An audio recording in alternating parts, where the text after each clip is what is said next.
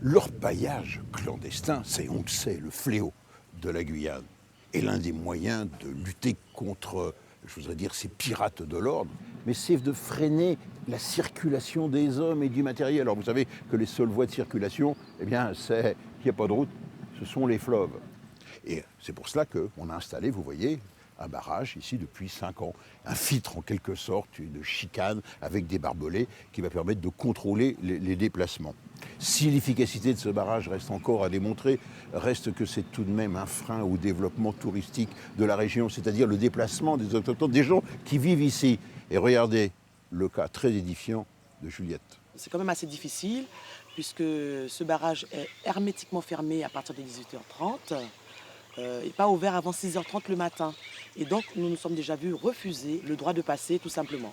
Donc nous aurions souhaité que la préfecture prenne une décision et qu'il donne aux riverains de Limini une dérogation pour pouvoir circuler de manière libre sur les lignes.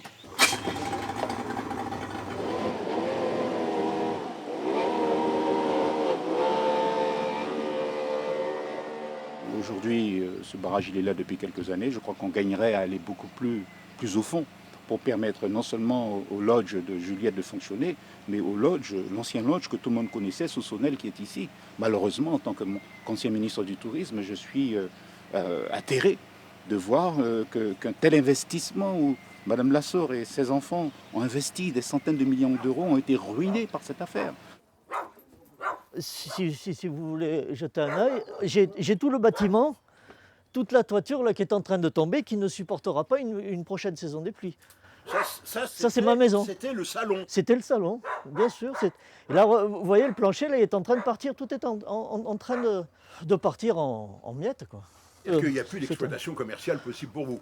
Impossible, tant que les forces armées seront sur notre terrain. Et ils vous payent un loyer, vous êtes dédommagé? Au début, ils nous ont dit on va occuper que 3000 m². En vérité, ils occupent actuellement 1,5 hectare et on est payé 300 € par mois, payable à 90 jours. Avec quoi vivez-vous?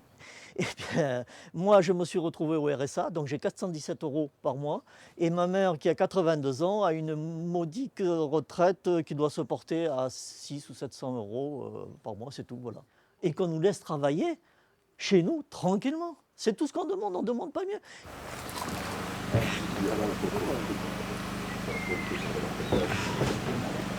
Moi, je crois qu'au début, ce barrage était certainement efficace, mais nous savons bien que les orpailleurs clandestins, les garimpeiros brésiliens, ont une faculté de pouvoir s'adapter à chaque fois. Donc, aujourd'hui, ils transportent par exemple l'essence dans des récipients beaucoup plus petits que des fûts.